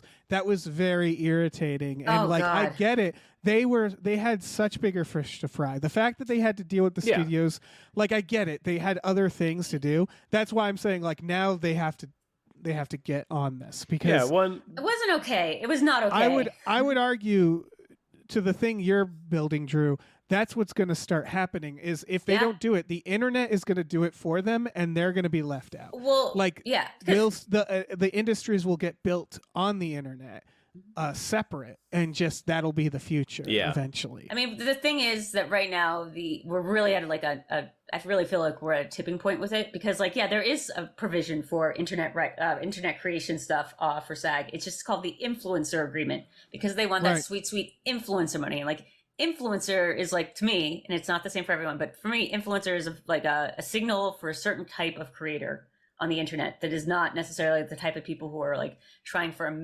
just to like eke an existence. It's like a middle class career as a creator on the internet. Like, it speaks to somebody who's like trying to get, to do a certain kind of thing on the internet as the influencer thing. And the fact that SAG only recognizes those people as like being worthy of joining the guild is, it's just like, to me, it's wild. There's this idea when the internet started. There was this idea that it's anarchy, right? It's like, oh, anybody can make a web page and do whatever they want, and it's all Wild West. And the problem is that it's not anymore. But the companies are legally still treating it that way. Basically, all of that still apply. Like the internet it's wild that they don't treat it like it's a real place where people make money. Exactly. Still. And it's wild because so many people do, and then they don't have the protection. It's still the Wild West in terms of labor protections. Well, it's not. But everything else, it's a corporate-run system. It's 5 websites, like owned by rich people who are gatekeeping all these like freelancers. And taking advantage of the fact that there's nothing protecting them. It is literally the fact that when we think about it, we're talking about child labor issues. We're talking about like all these kids who are making stuff and making, like, whenever you make something on YouTube, YouTube gets the money. It's a $61 billion industry. It's just nobody's who's creating the content, who is the product, is seeing a dime of it, or is protected in any way, shape, or form from like these platforms or other creators, or like, the misuse of like copyright infringement stuff. Like, they're just all left to fend for themselves. And we're talking about children. We're talking about like the next generation of people, of which they can like make money for YouTube, but YouTube will take no responsibility for like what happens to them or pay them, like as if they're anything other than just sort of the middleman. And it's nuts. There's this whole thing about like, why don't millennials can't afford a house? Like, why aren't there as many entrepreneurs of this age? This is why, because the system is just built for this. It's in every industry. Like, you look at what Amazon sellers go through, and it's like, oh, you can't make money that way. How can you imagine this? How you can we can get this? only be on Amazon, because if you want to sell stuff, there's nowhere else to sell. So like, they own the free market. And then they set their own rules. Well, and they also, we lauded these people who came up with the YouTube, Facebook. We lauded these guys as like geniuses, and they were mostly guys, like these tech, like, we're just now finding out about the bubble bursting from all these like startup techs. We're seeing one after another fail. It's Cameo, it's WeWork, it's all the ones that are just like, oh yeah, these guys are actually idiots and didn't know how to run a business. They just had an idea. We're talking about people who like make the content for this business, like that are the product of like that makes this business work. And we're saying like, these people don't deserve jack shit. Like, they don't deserve anything. They're children. They don't deserve anything. Like, we're teaching kids that their value and the work that they do is meaningless. And that should just be something they do for fun, and not something they should, or for the attention lottery. The one in a million chances will be Mr. Beast. And otherwise, like, go screw yourself. It's a terrible thing to teach kids. More people watch YouTube than television now. And more kids watch TikTok than YouTube. Like, this is it. This is the future. They got to get on board, because like right now everybody's struggling, and so it's not really these guilds' faults. They could say like, look, that's not what we do. That's fine, but then someone has to do this. It has to be. Guess what? I'm doing that.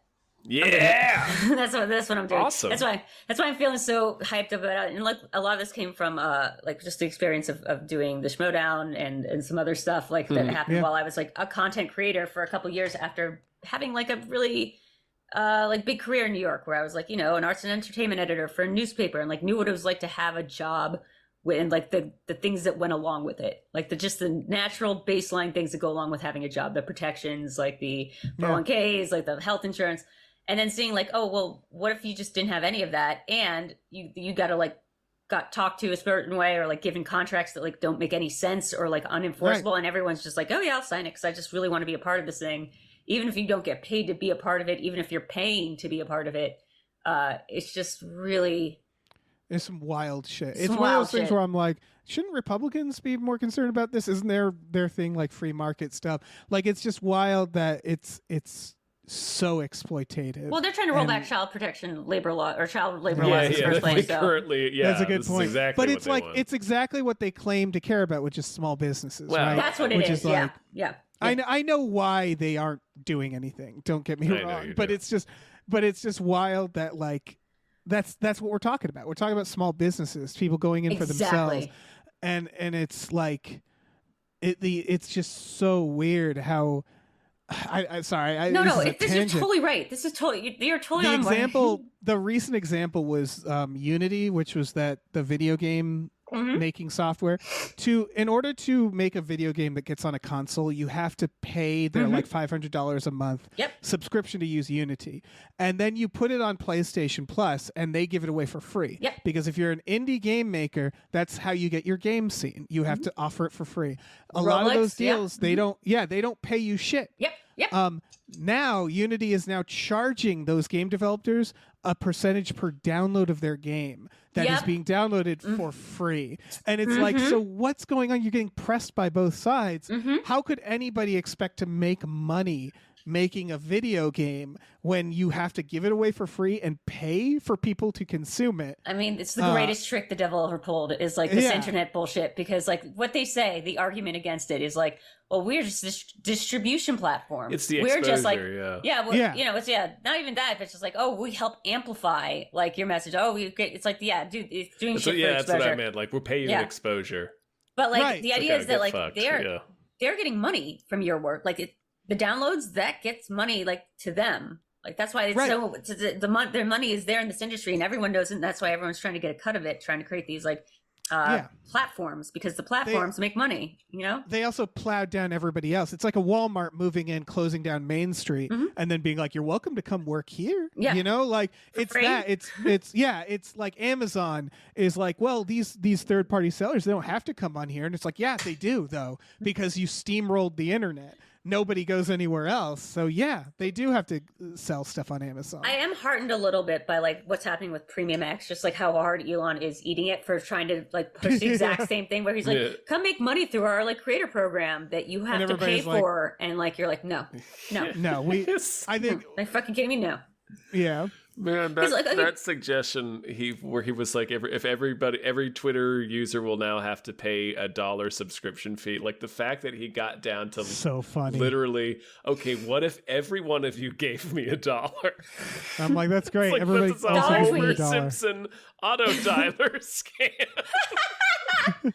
I mean, what's so funny about the Elon Musk thing is he could just done nothing, and I would have continued paying for Twitter Blue. He made it about the principle of the thing.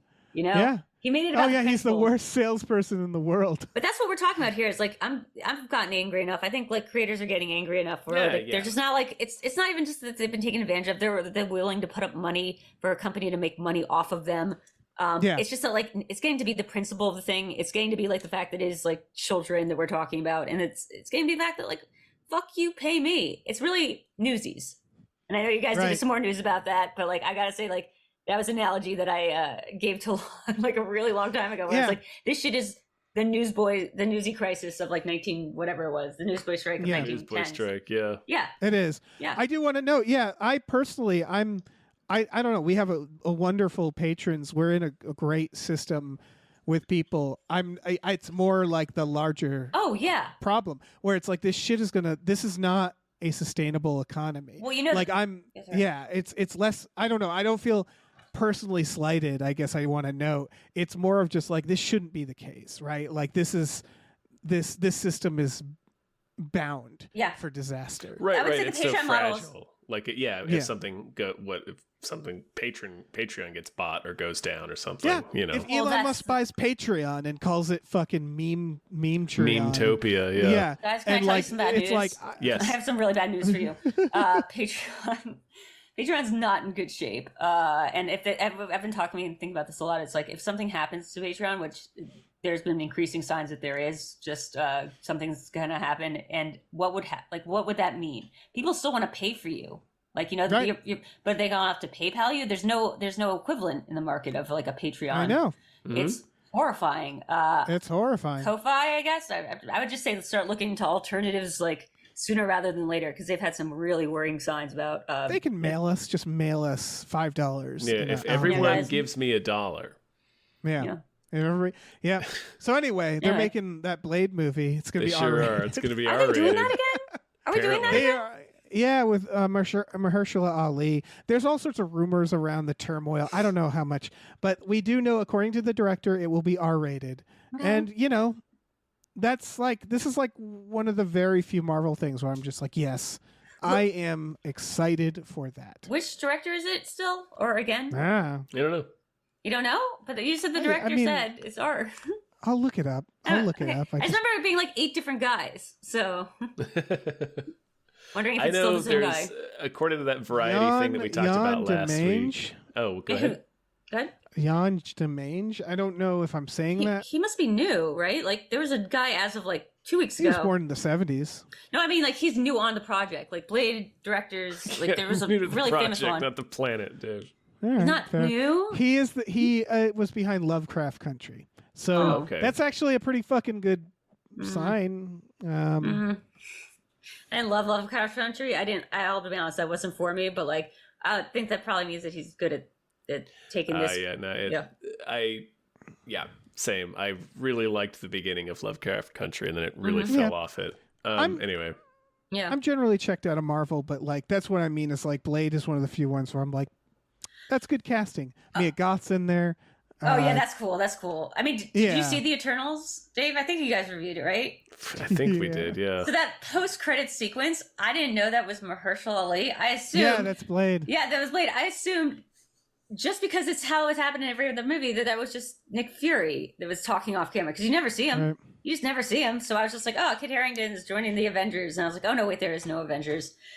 There's just Blade, I guess, who's getting everyone. Also, you're never gonna see Kit Harington again, right? No, like that's a that character movie's that. never happening. No, say remember that little elf character too? Oh, the one that that's, was in the Patton end of the Oswalt? Eternals. Yeah. Yeah, you're never gonna see those characters You again. ever see One Direction in one of these They movies? thought they were that was Eternals was like the height of the hubris where they're like, we're setting up so much stuff that it doesn't even matter that this movie doesn't make sense. I really liked Oh, the yeah, idea that Eternals. I like the idea that Chloe Zhao just snuck in all those post-credit cameos, and she says Yeah. a "fuck you." She's like, "This was not for me," and she's like, "But let me set you up with like 8 ways to fail." Yeah. I want to watch the Eternals again now. Oh, man. I mean, the Well, Eternals. Wow, It's especially because brutal. everything else in the MCU, at least this Phase 4 thing, which has a lot of faults, all the faults, but like the multiverse stuff, at least is consistently inconsistent in that most Yeah. movies dealt with it. The Eternals, that's not supposed to be in the multiverse. That's just like regular world prime, but like trying to explain for how anybody has failed to mention that incident of the giant baby. It's wild. They're just pretending it didn't happen. I love it. Oh my god. By the time a god the size of the planet came down and picked one girl up and was like, "See ya." Yep. Yeah. Not gonna talk about it anymore. Not. Yep. Yep. Incredible. Let's Ah. move on. All right. Let's thank some more producers. Let's do it. No one can hear you screaming, Space McNulty. Thank you. you. Thank you to Norm from Cheers. Thank you. Thank you to Pete Forpagel. Thank you. Thank you to Numino Ultra Microscopic Silico Volcano Coniosis Anti-Disestablishmentarianism Jones. Thank you. Nice work, Ah. Dave. Yeah. Thank you to Pumpkin Ed. Thank you. Thank you to Rev MD. Thank you so much. Thank you to Ricky Cilantro. Thank you. Thank you to Cilantro. Rosemary's Babies from a Racer Head. Mhm. Yeah. Thank you to Screaming Horse Pyramid. Do that to the horses. Thank you to Sorry Cop, world's most laughable centrist. Thank you. Thank you to Steven. Thanks. All right, let me Steven. swoop in here. Thank you to the conveniently placed self-destruct button on the top of every baby's head. Thank you. Thank you to the Midnight Patron, what patrons at midnight. Thank Thank you you. to the Oatmeal Savage. Thank Thank you to the producer formerly known as the Ghost of Dave Thomas. Thank you. Thank you to the To Be Terror Bunny says support workers, Egg, David Zaslav. Yeah. Absolutely. Definitely. Thank you to these 7 Bs. Thank you. Thank you to Tiger Drawers Pratt Thompson. Raindrops keep falling on my head. Thank you. Thank you to Tip Drizzle. Oh yeah. Ew. Thinking of Tux. Tux. Ducks? Thinking of Vincent with a Y. Thank you. Thank you. Thinking of why don't you take a flying fuck at the moon? Thank you. And thinking of your mom. Thank you. Mm. Can I ask, are your Oh. producers allowed to like change their Patreon names just for the credits, or like this Oh, is yeah. their... Within reason. Okay. Reason. You know. This isn't like all their I- Patreon names. Okay, gotcha. No. Dave, No. No. speaking No. of Tom. other names for things, No. do you have another name for a movie that deserves more hype? Yeah. Okay. Yeah, I do. Ah, I do. yes. I do. I don't have too I much to knew say it. about this movie. The teasers just look pretty boss. This is called In Flames. Mm. This is a bit of buzz, I would say. It's going to come out around spring 2024, as they put it, the first quarter of 2024. Love when they say that. Yeah. This is about a young woman who's it seems pretty straightforward. It's a young woman who, I believe, his father just died.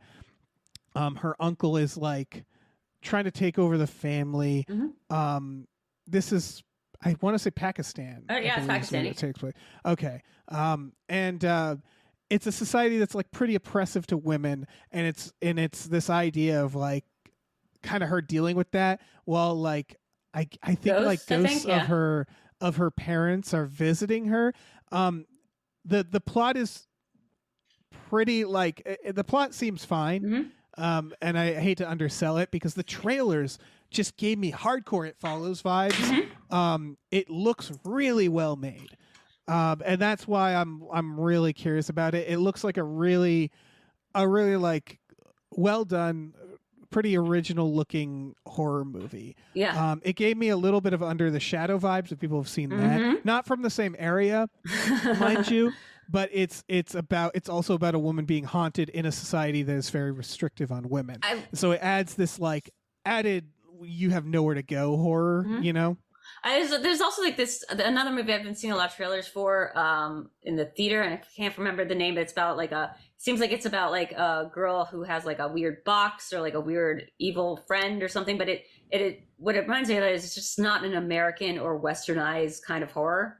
Like you're just like, that's it right. lives inside. It lives inside. Which is the demon is not like a Western centric biblical demon. And I love that. I love the was it the one from the guy who did Terrified, like the not Terrifier. Oh, yeah. That one was really good. It was Pray for Me or something like that. No, something like that. It's on Shudder right now. That's also just like these rules are so different, like based on other countries, especially the more non-westernized countries that you get. Under the Shadow is the same. It's a djinn, I believe, is the and it's one of those things where it's like it's kind of all cliche horror shit, but it's like reskinned, and that's enough to make me go like, oh, I like this. This is great. I don't know if I agree with that. Like, The Shadow. I don't think if it's like a reskin, because the rules, like the fundamental rules of how these things work, are like always true. so different. Like the wailing, I'm like, oh, I don't know how you guys deal with witches over there, or like vampires in Japan that you're supposed to put like pieces of paper on their head. Like it's all just different rules and like the different concepts of like what these entities are, or like what there's so much based on like I guess the religions and like the socio cultures of it, and like just stories that we tell each other. And it's always really fascinating to me as like a sociological artifact or anthropological artifact to be like, oh shit, like even like Attack on Titan, which just ended, just being like, oh shit, that's how you guys view XYZ. Like I would never have thought of that. Yeah. That's definitely an added bonus with this stuff. Like this movie is the same way, where it's like, I don't know this society. It seems like it's an interesting, I don't know, seeing like horror movies from different societies that I'm not familiar with is always fascinating. Why is the Empty Man kind of gave me that vibe, even though I think that was an American dude? Yeah, I don't know. Because like it's about a tulpa. Yeah, but like I'm just saying, like the idea of like what the horror was in that, or It Follows is another good example where you're just like, I've never heard, I don't even know the rules for this thing. What is it? Right. Yeah. This gives me that where I'm not even sure if it's a demon. It just says she's visited by her grandfather and the ghost of her father at night. La Llorona. And did you guys watch both of there's a teaser in the Hollywood Reporter thing I linked. For some reason, whenever I tried to get the embedded thing from YouTube, it crashed my fucking monitor, like my computer. I had to reset my computer. It was wild. But that teaser looks real good. Mm-hmm. They both look real good, but there's 2 teasers for this, is my point. Just guys, see more. Shudder's really good about this. See more international horror films. Like just Yeah. I mean, like they're really stuff. good. Talk to Me, like that was a great one. That was yeah. just New Zealand, but like still just different enough. Yeah, I think I mentioned somewhere on. I mentioned that Star Trek Next Futurama, who's Sarah the Bone Woman. I just watched. Oh God, I heard that one. Yeah, yeah, we covered on movies that deserve more hype. Mm-hmm. It is very, very good. I heard not to watch it though if I have misophonia. Like I don't like the certain sounds. Like I get really triggered. So a lot of body horror in there, but very good movie. Sweet. There was last year, but there was like I'll just close out saying there was last year like the top 20 horror movies on Rotten Tomatoes is like critic lists or whatever. I hadn't heard of one of them, like not one of them. They were all foreign films. Something called Piggy was really high up there. Oh yeah, I still haven't seen Piggy. I need to watch Piggy still. Yeah, that looks good. I still am so happy about horror. The state of horror is Oh, amazing. yeah, it's pretty chill. Horror's great. Mm-hmm. Yeah. Well, yeah. Check out the trailer for In Flames. It In definitely Flames. looks interesting. I'll check it out. I hope it refers to her getting a flamethrower. Oh wow! Wouldn't that be great? That'd if be she awesome. gets a flamethrower. Yeah. If this teen girl gets a flamethrower, Probably really make a difference. Yeah, it really would. Give every kid a flamethrower. I Give think every so. kid the right of Kurt Russell in The Thing. Just give every kid the right to do that, and then tell them to go find where Facebook lives or YouTube. Yeah. That's what you got to do. That's what you got to do. Well, I think we've done it. That's a sewed. Yeah. Oh my goodness, Drew! Thank you so much for being on. No problem. Do you want to hit any plugs again? I won't, but I will say that next time I'll tell the Law and Order story. Next time. Okay. Yeah, that's for going to help for sure. next time. Yeah, guys, I do want to plug, because again, this is just something I'm really passionate about. It is called Passion Fruit with a dot between the U and the IT.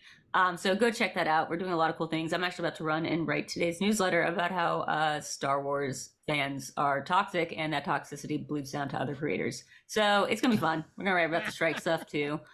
We have a really cool YouTube channel where we have a show called The Reactorverse, hosted by Nerdchronic, who is the Schmodown video editor. He's working for us now, and it's interviewing people who do TV and movie reactions as like a full-time job on the internet. It's really fascinating. We also have like a couple interview series up there. We have an interview with Nick Lutzko, the comedian, the musical comedian guy. I've interviewed Taylor Lorenz on there a couple times.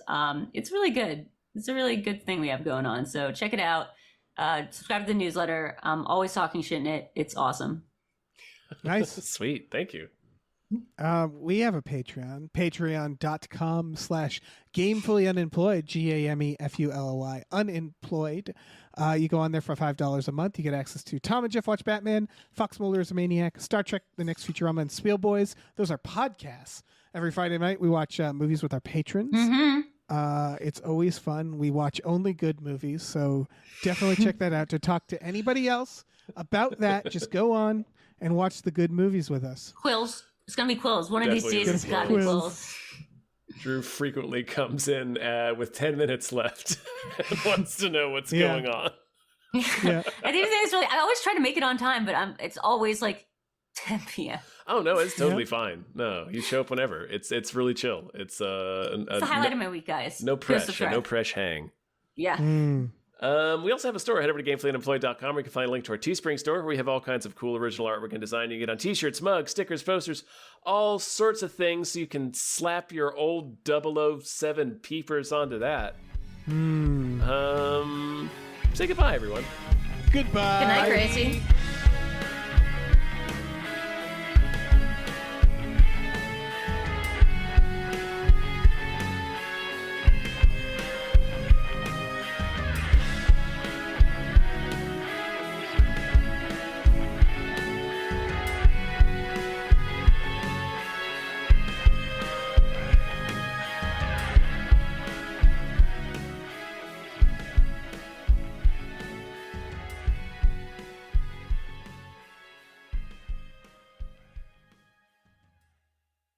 Our music is produced by Chris Corlew. You can follow him on Twitter at @thecorlew, CORLEW, and find more music at shipwreckedsailor.bandcamp.com.